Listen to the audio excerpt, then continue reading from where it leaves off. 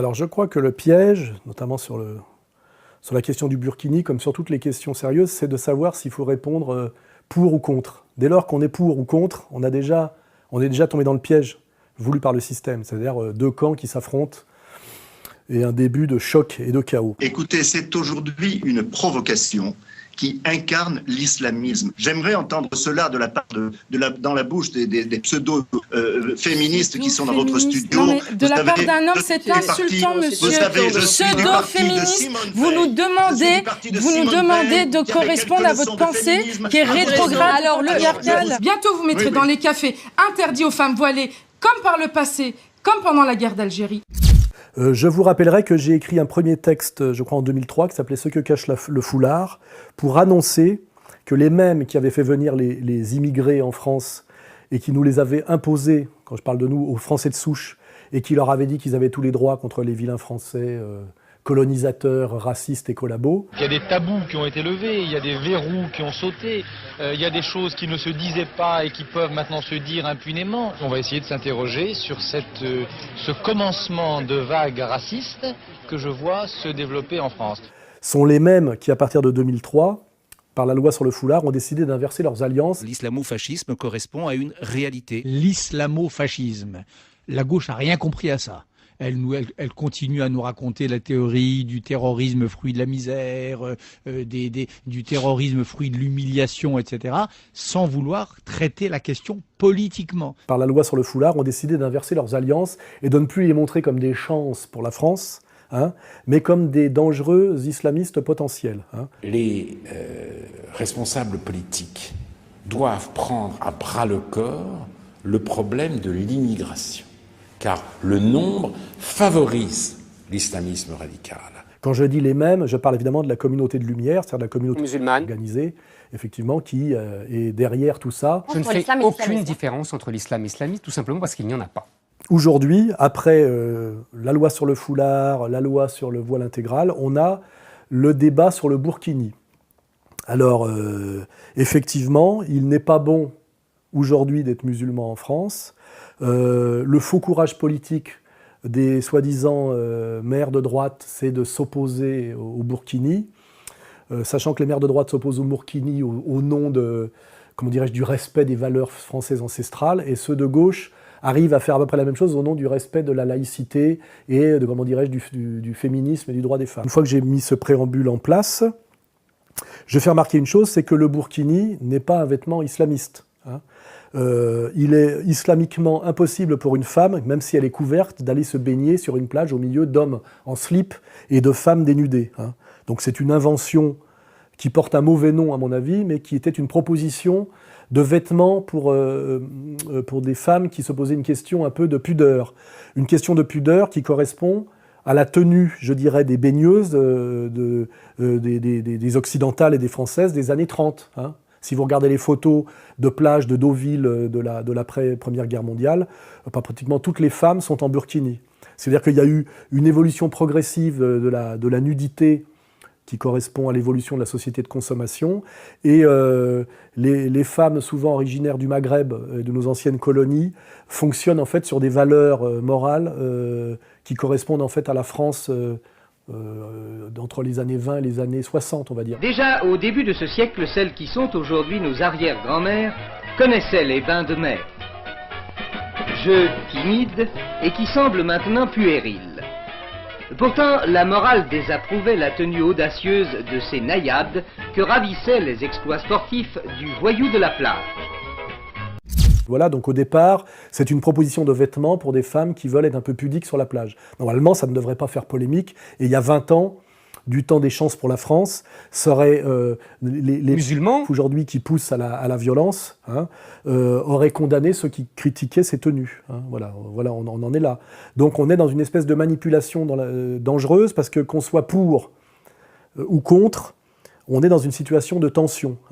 Et de tension quand même normalement très artificielle et très, très exagérée, pour quelques femmes qui veulent se baigner sans trop montrer leur corps. Et pour cette femme, porter le burkini n'a rien d'un acte politique. Ça a été pour moi la possibilité de lier mon plaisir et ma pudeur, c'est-à-dire je souhaite être couverte lorsque je vais dans les lieux publics. Et là, je vais faire une digression. Moi, je ne vais plus sur les plages depuis des années, sauf les plages très très secrètes et sauvages, parce que cet étalement de viande huilée me dégoûte. Et moi, je serais personnellement pour le burkini obligatoire à partir de 45 ans pour les femmes. Hein. La pudeur, parce que là aussi, il y a une malhonnêteté. Les juifs exigent la même pudeur que les musulmans sur le corps. Et il y a vraiment deux conceptions du corps qui se télescopent chez nous. La conception qui vient du monde juif et du monde sémitique, donc c'est-à-dire la conception juive musulmane, mais aussi d'une certaine manière chrétienne, et la conception hellénistique, et d'ailleurs aussi celto-germanique, où le corps, dans une vision, on va dire, naturaliste, peut être exhibé pour sa beauté, hein, la statuaire grecque, et même regarder dans nos églises, ou encore plus de façon plus éloquente, le plafond de la chapelle Sixtine. Donc en France, on a ces deux traditions qui se tiraillent, puisqu'on est un pays non pas judéo-chrétien, mais helléno-chrétien, c'est-à-dire la conception chrétienne du corps qui est assez pudique et cachée, c'est les bonnes sœurs, hein, c'est la cornette, c'est le voile de Marie, donc qui est compatible avec la vision musulmane en réalité, et puis la vision, on va dire, gréco-naturaliste et même gréco-germanique, hein, puisque rappelez-vous comment s'appelle, Léo Enzolern. Ouais, ou même Eva Braun, hein, s'ébattant quasiment nue à côté du Führer. Hein, il y a cette tradition grecque et nordique du corps qui se montre dans une idée de corps naturel. Hein, voilà. Donc, cette remarque m'amène à dire que le burkini, si on en changeait le nom, n'est ni français ni anti-français. Hein. À la limite, c'est à la discrétion des gens qui veulent, des femmes d'ailleurs, qui veulent être plus ou moins dans la pudeur, et je pense que c'est plutôt une question d'âge.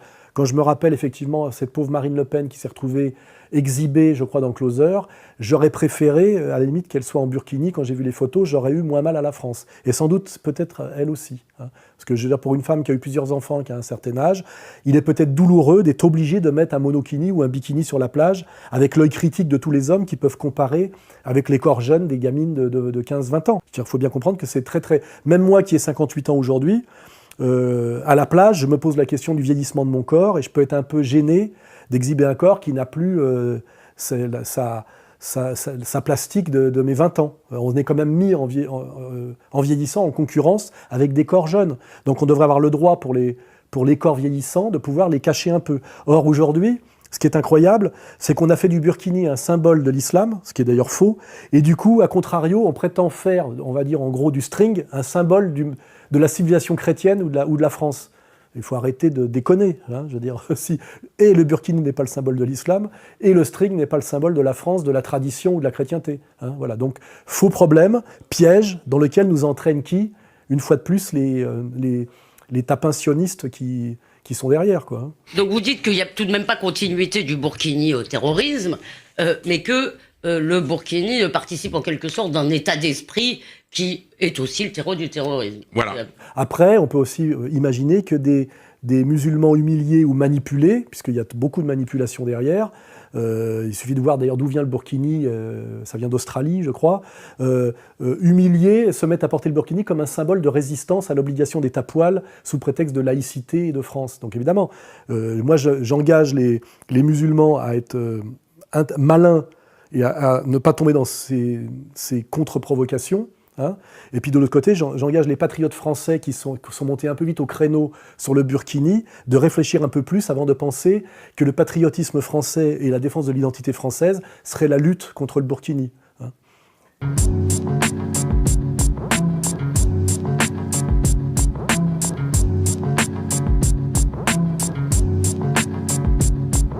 Oui, là, la vraie remarque qu'on peut faire, c'est que le débat sur le burkini pseudo-viril et pseudo-courageux est là pour cacher notamment Calais.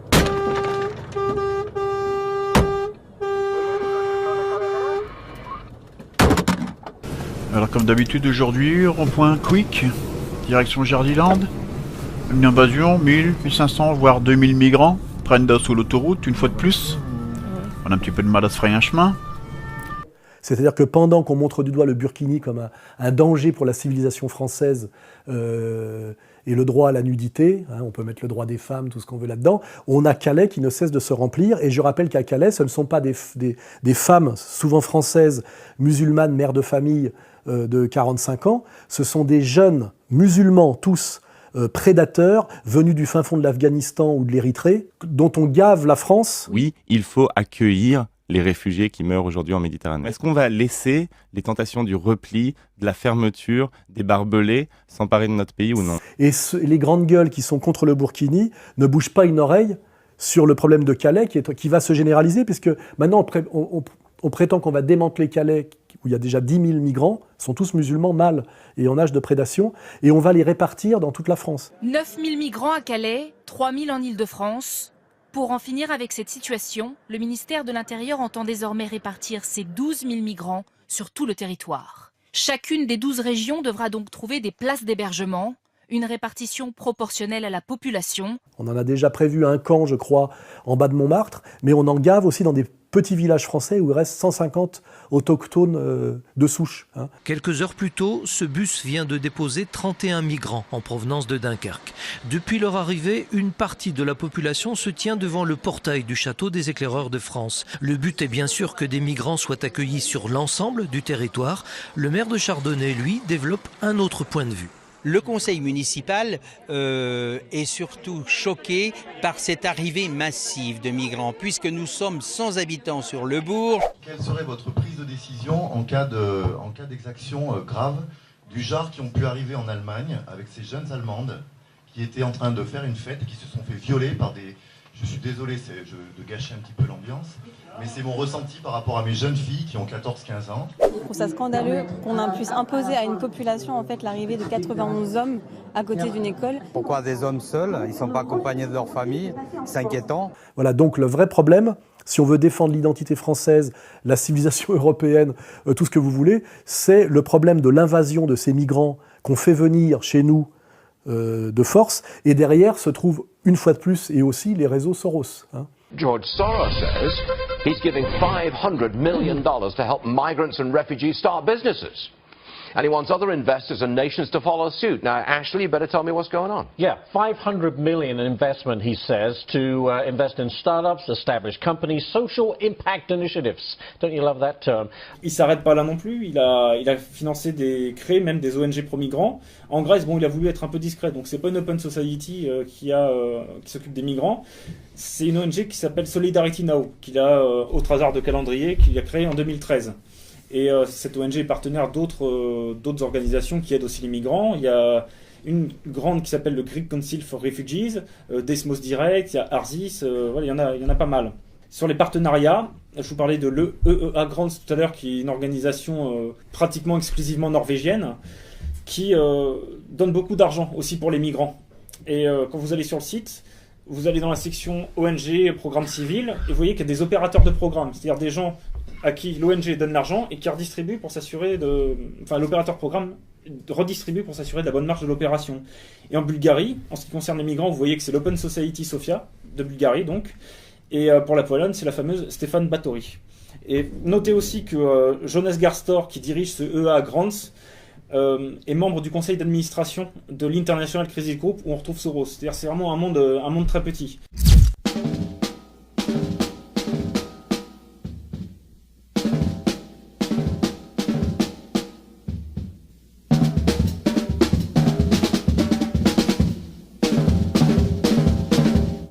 Alors je fais remarquer que j'avais prévu tout ça, je l'avais même annoncé. J'avais dit qu'il y aurait un gros attentat après celui du Bataclan et qui serait après l'euro et qui se passerait sur les plages. Alors moi je crois que Valls va gagner quand même la primaire à gauche parce que je suis persuadé qu'il y aura un nouvel attentat très spectaculaire islamiste en France avant les présidentielles. Peut-être même sur les plages cet été, peut-être pas au moment de l'euro parce que ça engagerait trop de choses, mais peut-être sur les plages cet été. Je rappelle que la problème des Anglais, c'est les plages, hein, pour ceux qui ne savent pas où est Nice, c'est comment qu'ils aillent voir. Et j'avais annoncé aussi que pour pousser les Français à adhérer à l'anti-islamisme, ce qui veut dire adhérer au sionisme en réalité, par effet rebond, ils iraient jusqu'à faire égorger un prêtre par ce que j'appelle un islamo-racaille. Je me dis que si ça continue comme ça, pour forcer les Français à croire à tout prix à ce conflit de civilisation, on aura droit un jour, peut-être bientôt, peut-être juste avant les élections de 2012, à un attentat revendiqué islamiste Al-Qaïda dans une église catholique en France. Ça me paraît faire partie du projet. Il y a un calendrier pour moi qui est un calendrier, je dirais, sioniste, qui a commencé par l'affaire Charlie. On a d'abord tué des journalistes d'extrême gauche. Ensuite, on a eu le Bataclan. On a tué des bobos de Bastille, qui est d'ailleurs culturellement pro-palestinien. C'est étrange comme choix. Et après, on a eu, à chaque fois on monte d'un cran, on a eu Nice. Et puis après, on a eu l'affaire du prêtre égorgé dans la banlieue de Rouen. Pour moi, tout ça correspond à la menace de Netanyahou et à un calendrier sioniste, mise en place d'un calendrier qui culmine d'ailleurs, on peut le vérifier, avec la sortie du dernier livre de Zemmour. Dès les premières lignes de votre introduction, vous nous dites que l'islam, je dis bien l'islam, est incompatible avec la France. L'islam ou l'islamisme? Alors, je vais vous expliquer très simplement. L'islam et l'islamisme, c'est exactement la même chose. C'est la cerise sur le gâteau, où là, on a un changement de ton total. On n'est plus dans l'ambiguïté, on n'est plus dans le pas d'amalgame. D'abord parce qu'il n'y a pas de différence. Parce que les islamistes, ceux qu'on appelle nous les islamistes, eux s'appellent des musulmans. Et d'ailleurs, quand vous dites Daesh, vous dites l'État islamique. Pourquoi ? Parce qu'ils appliquent l'islam. On est dans l'amalgame obligatoire et systématique, et on est vraiment là dans l'énonciation claire du projet. Mais l'état-major de l'armée sait qu'un jour viendra où il devra reconquérir ces terres devenues étrangères sur notre propre sol. Le plan est déjà dans les cartons. Il a pour nom Opération Ronce. Il a été mis au point avec l'aide des spécialistes de l'armée israélienne. Vous prétendez que l'armée française est prête à faire quoi, un nettoyage. À faire du nettoyage? La France doit se soumettre à Israël et doit pratiquer la même politique qu'Israël par rapport à, comment dirais-je, à ces immigrés. Ils sont allés voir les spécialistes de l'armée israélienne et les Français qui m'ont expliqué ça m'ont dit que, comme ils avaient fait à Gaza, ils leur ont conseillé de faire la même chose, ils leur ont expliqué comment il fallait faire, parce que les Israéliens sont des spécialistes évidemment. Sachant d'ailleurs que c'est une inversion totale, puisque en Israël, les immigrés, ce sont les Juifs. Les natifs, les indigènes, ce sont les Palestiniens. Et nous, en France, nous sommes les Palestiniens. Quand vous avez des immigrés qui ne s'adaptent plus au mode de vie, mais qui imposent leur mode de vie, ça s'appelle de la colonisation, Yves Calvi.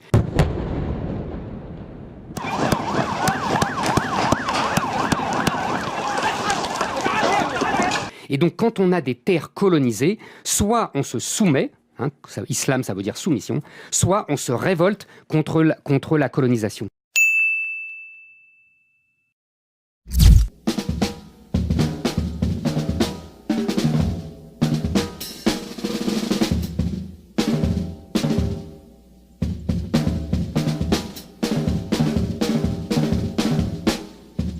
Je fais remarquer que ce soit Charlie Hebdo, le Bataclan ou Nice, ce sont 3 lieux entièrement sous contrôle israélien. Je le fais remarquer. Et sur l'affaire, je rappelle que sur l'affaire de Charlie Hebdo, le policier qui a voulu enquêter sur cette affaire et sur ses liens a été suicidé dans les 24 heures d'une balle dans la tête. Elric Fredou était chargé de rédiger un rapport sur l'entourage familial de Charlie Hebdo. Panamza a recueilli le témoignage troublant de sa famille. Mon frère était quelqu'un de calme, avec un grand esprit de discernement selon son formateur. Il avait lui-même trouvé 2 suicidés dont l'un à Melun et avait dit à maman « Je te ferai jamais un truc comme ça, à savoir me tuer et te laisser seul. » Il n'était pas dépressif. Mon frère était chez lui ce soir-là et comme il était de permanence, ils l'ont appelé et il est venu au commissariat vers 23h30. La journée avait été très tendue selon ses collègues. Des policiers de Paris étaient présents dans la soirée. Il devait rédiger un rapport, mais il y a eu des frictions, je ne sais pas sur quoi. Il leur a dit qu'il devait passer de toute urgence un coup de téléphone, et comme ils ont vu qu'il ne revenait pas, un collègue est allé le chercher à son bureau et l'a découvert mort. Pas de courrier laissé ni de plaque sur son bureau.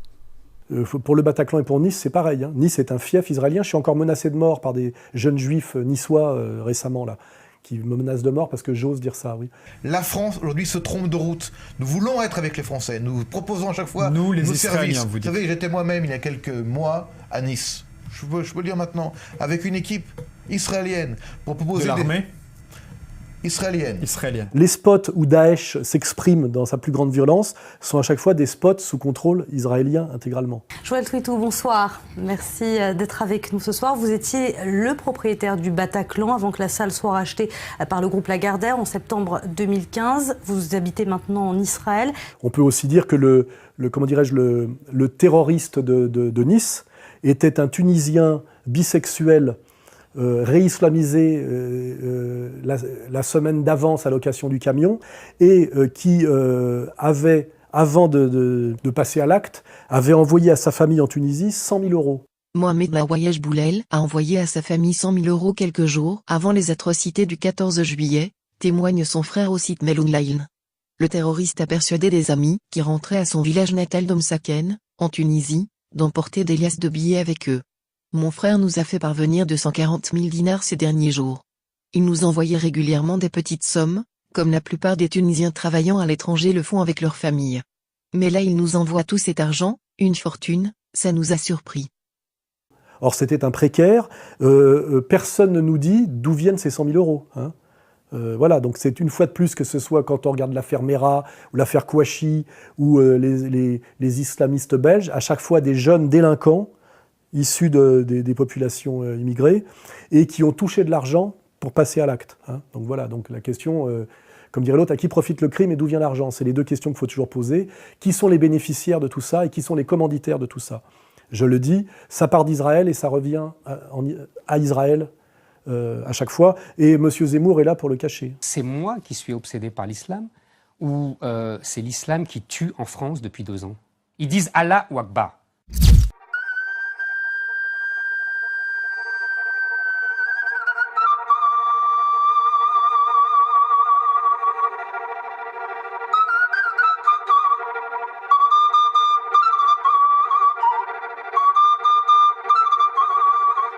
Je suis d'accord avec Zemmour qu'il y a un gros problème de destruction de l'identité française, il y a un gros problème de zone de non-droit en France, il y a un problème de montée de l'islamisme dans certains quartiers. Mais la question que je pose à Zemmour, c'est bien, mais il faut aller jusqu'au bout du raisonnement. À qui la faute?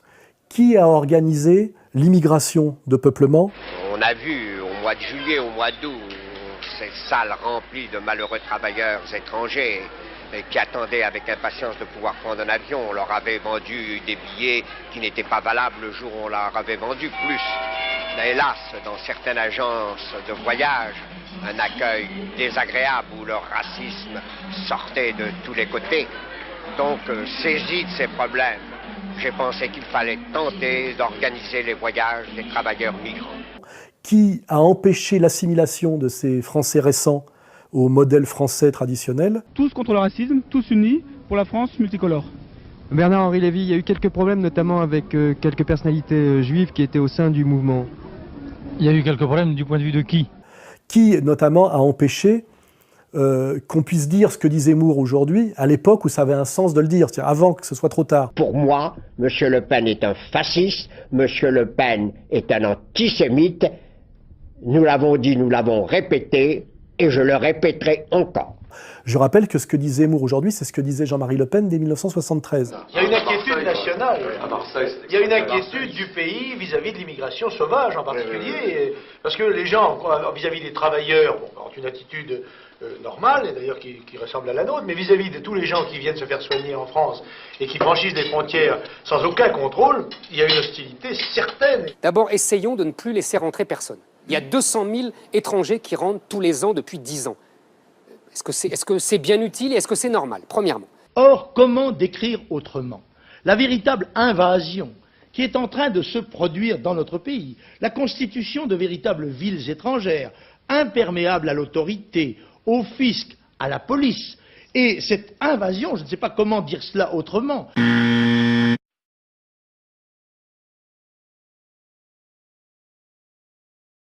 Les Français sont devenus étrangers dans leur propre pays, par exemple en Seine-Saint-Denis, par exemple dans d'autres quartiers, dans toutes les grandes banlieues des métropoles françaises. Oui, aujourd'hui, on ne vit plus à la française dans ces quartiers-là.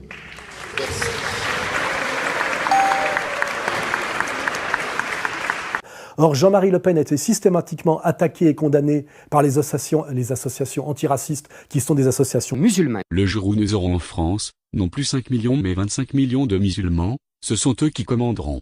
Et les Français raseront les murs, descendront des trottoirs en baissant les yeux.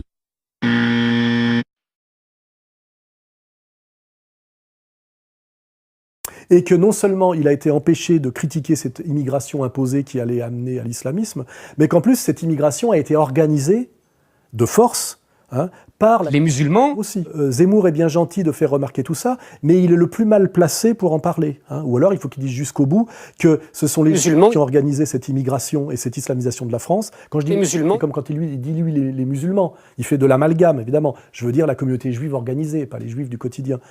Donc ce préambule fait, ce sont les musulmans qui ont organisé l'immigration et qui nous ont interdit de nous défendre contre elle.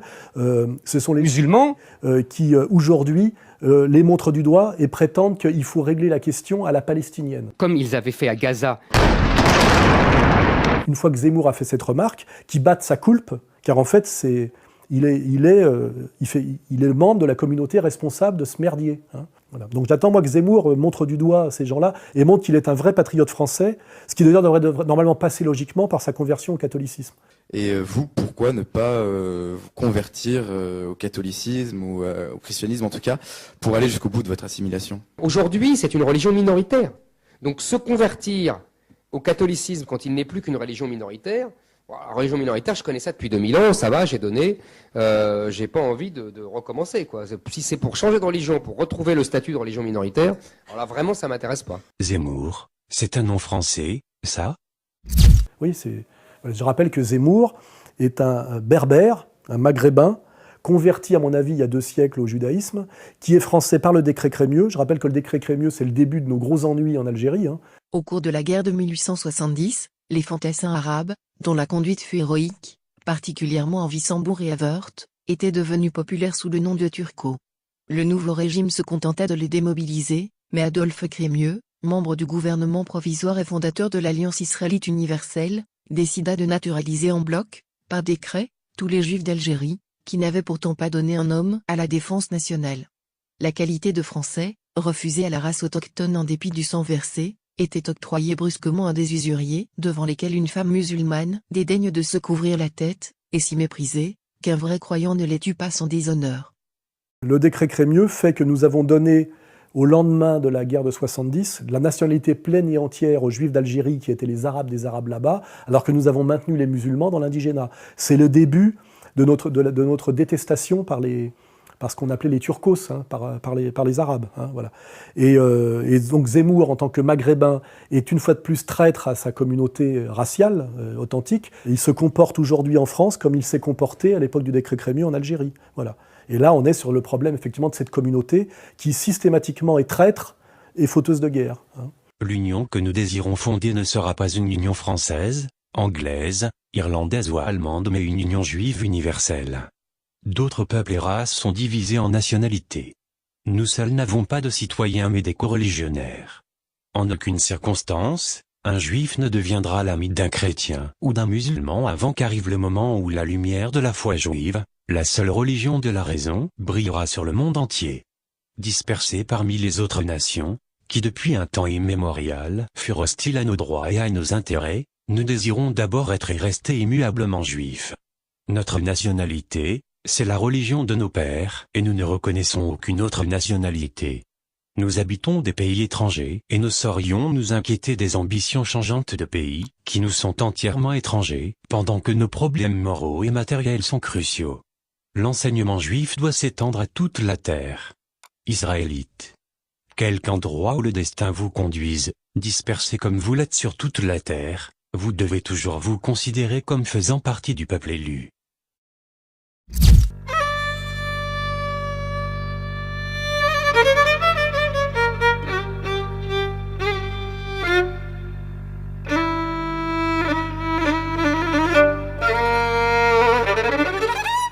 Je fais remarquer une chose pour ceux qui penseraient que c'est un patriote. Jamais un patriote n'est pour la guerre civile. La guerre civile est toujours l'intérêt d'un tiers et d'un étranger. Toute guerre civile introduit l'étranger dans les affaires d'un pays. Quand une guerre civile a en outre un principe religieux, elle prend un caractère international. Aucun patriote dans aucun pays, on pourra mettre des citations, ne veut la guerre civile. Car la guerre civile, c'est une guerre qui se passe sur le territoire, entre concitoyens, et qui est forcément un affaiblissement de la nation au profit de nations étrangères. Hein, voilà.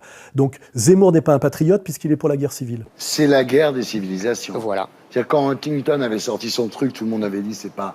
Vous y croyez, vous pensez qu'il a raison, Huntington. Je vais vous dire, je pense que tout lui a donné raison. C'est une remarque définitive. Et puis surtout sur l'idée du...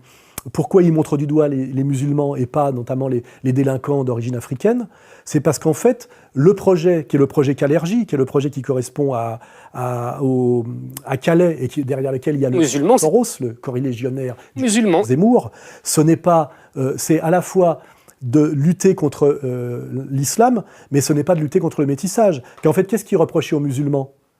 C'est de ne pas se métisser et de ne pas se soumettre au noachisme. Le noachisme, c'est d'abord détruire les religions dans leur essence, vous voyez, et ensuite, à partir des cendres ou des restes de ces religions-là, créer une nouvelle religion avec à sa tête le rabbinat. Je cite par exemple à la fin de l'introduction donc, de mon second ouvrage, c'est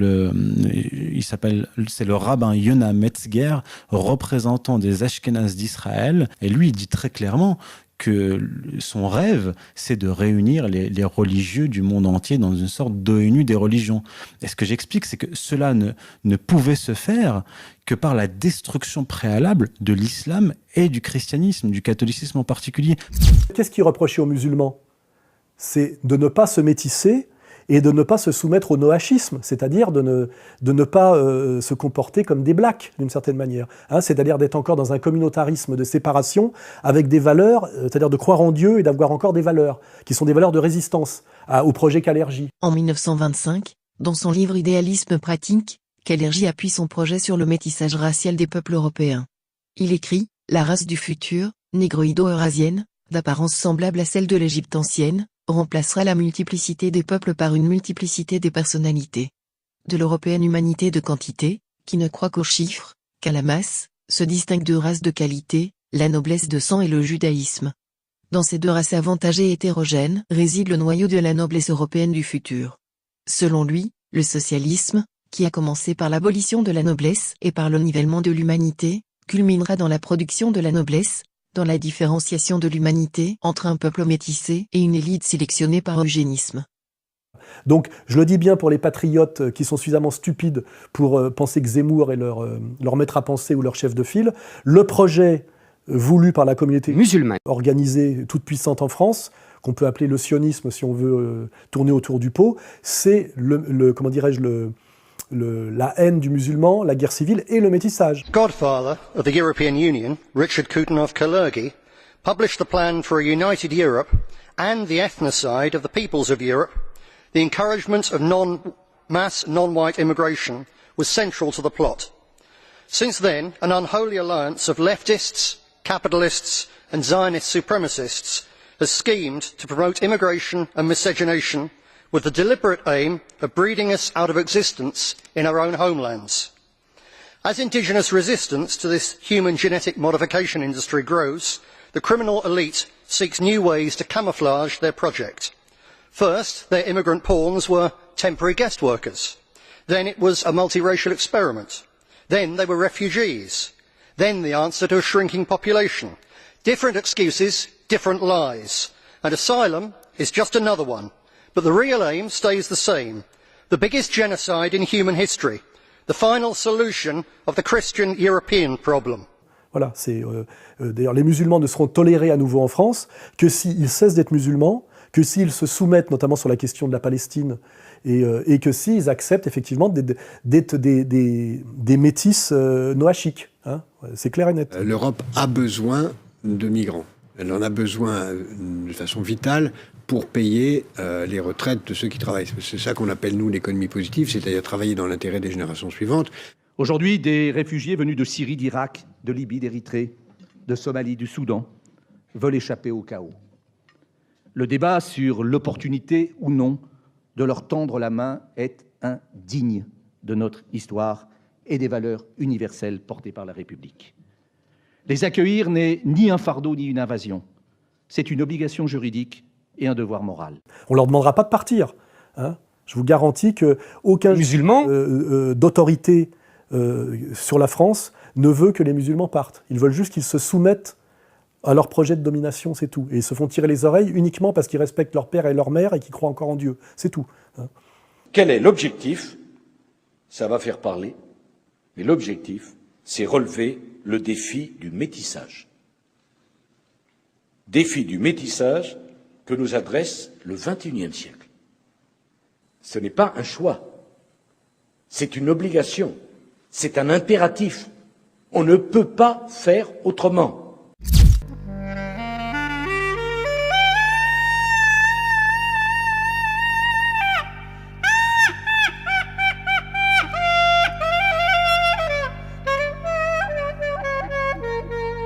Alors je vais continuer moi sur la ligne Zemmour. Si Zemmour pense que l'islam est incompatible avec la France, je pense que c'est à la limite relativement vrai. Hein, la France est une terre chrétienne, catholique, et je le dis de tradition et de culture helléno-chrétienne. Mais maintenant, je fais remarquer que le judaïsme n'est pas plus compatible avec la France que l'islam, et que de toute façon que l'islam est une religion abrahamique sémitique qui vient en droite ligne du judaïsme, et que tout ce qu'on peut reprocher dans l'islam, notamment sa violence, vient du judaïsme. Et quand tu as parlé de religion de violence, quand on parle de l'islam, je rappelle que la religion juive, je suis de l'Ancien Testament, est la religion violente par excellence, puisque c'est une religion qui prétend qu'il y a un peuple élu et que la terre lui est promise. Je vous enlèverai d'entre les païens, et vous rassemblerai de tous les pays, et vous amènerai sur votre propre terre. Et vous vivrez sur cette terre, que j'ai donnée à vos pères, et vous serez mon peuple, et je serai votre Dieu. Réunissez-vous, et venez. Rassemblez-vous de tous côtés pour le sacrifice que j'accomplis pour vous, c'est même un grand sacrifice pour vous, un grand sacrifice sur les montagnes d'Israël, où vous mangerez de la chair et boirez du sang. Vous mangerez la chair des puissants, et boirez le sang des princes de la terre. Et vous mangerez de la graisse à satiété, et boirez du sang jusqu'à en être ivre, à ce sacrifice que j'immolerai pour vous. C'est-à-dire que je précise donc que la religion juive est une déclaration de guerre au reste de l'humanité sur des critères raciaux. Yahvé, ton Dieu, chassera peu à peu ces nations devant toi. Tu ne pourras pas les exterminer promptement, de peur que les bêtes sauvages ne se multiplient contre toi. Yahvé, ton Dieu, te les livrera, et il jettera parmi elles une grande consternation, jusqu'à ce qu'elles soient détruites. Il livrera leur roi entre tes mains, et tu feras disparaître leur nom du dessous les cieux. Personne ne tiendra devant toi, jusqu'à ce que tu les aies détruits. Donc peuple élu, terre promise. Et pour ceux qui n'auraient pas compris, qu'ils écoutent les prêches d'Attali sur le nouvel ordre mondial et Jérusalem, capitale du monde. On peut imaginer, rêver d'un Jérusalem devenant capitale de la planète, qui sera un jour unifié autour d'un gouvernement mondial. C'est un joli lieu pour un gouvernement mondial. La terre promise, ce n'est pas seulement la Palestine. Ça, c'est la première étape, le Commonwealth israélien. La terre promise, c'est la totalité de la terre, car je rappelle que dans le judaïsme, les goïs, les gentils, nous sommes, nous les non-juifs, nés pour être les esclaves des juifs et nous soumettre à leur domination.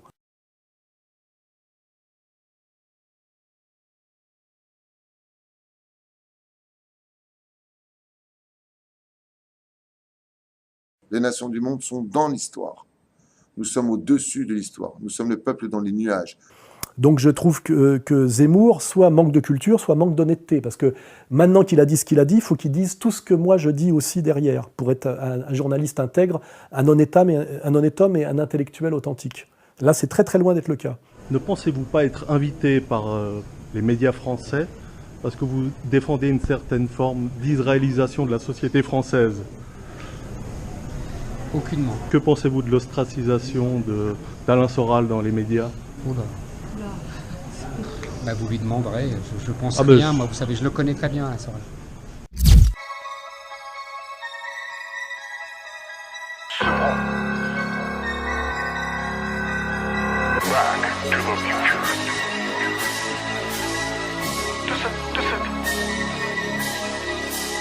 Ben justement, là, on pourrait peut-être poser la question à Zemmour, c'est communauté chinoise qui pratique ce qu'on appelle un communautarisme de séparation. C'est-à-dire qu'ils ne s'intègrent pas vraiment à la France, mais ils ne foutent pas la merde. C'est-à-dire que c'est ni le problème des banlieues, ni le problème de la communauté musulmane. Parce que le problème des banlieues, c'est la non-intégration, et le problème musulman, c'est ce qu'on appelle le communautarisme de domination, où ces gens-là veulent nous expliquer maintenant ce que c'est que d'être un bon Français, c'est-à-dire un Israélien, quoi. Hein, voilà.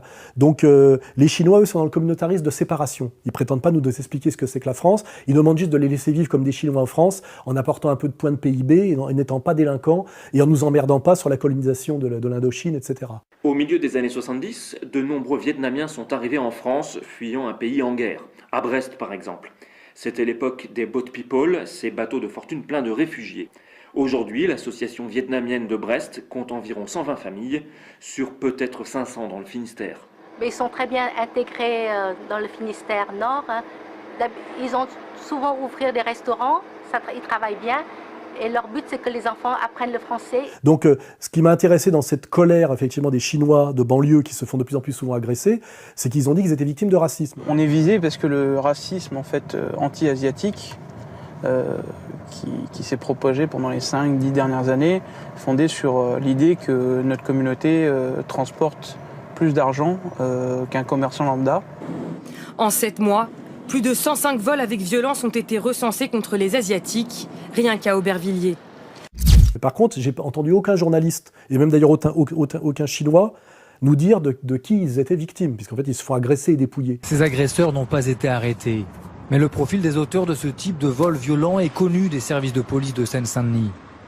Alors c'est souvent des jeunes d'une quinzaine d'années au minima, ou alors maximum des jeunes adultes. Ils sont en 3 à 5 individus. Ce sont malheureusement souvent des récidivistes, souvent des personnes qui sont mises en examen pour les mêmes faits.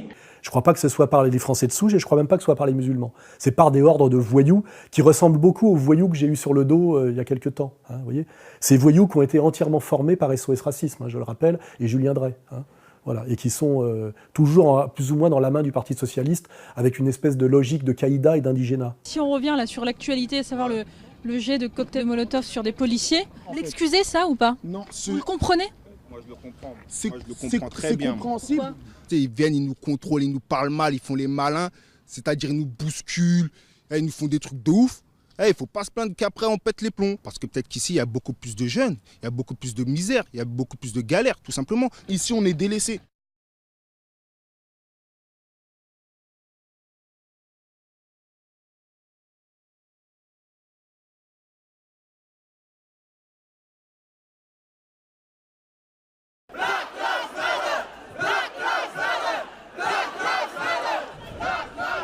Nous sommes là pour dire justice pour Adama Traoré parce que nous ne sommes pas en train de parler de complot. Nous sommes en train de dire qu'il faut étudier la mécanique de la logique policière pour comprendre que cette logique est profondément esclavagiste et coloniale et qu'on ne peut pas comprendre la logique inéquitable de la police si on n'étudie pas ces racines esclavagistes et coloniales qui faisaient qu'elle était dressée pour chasser le nègre.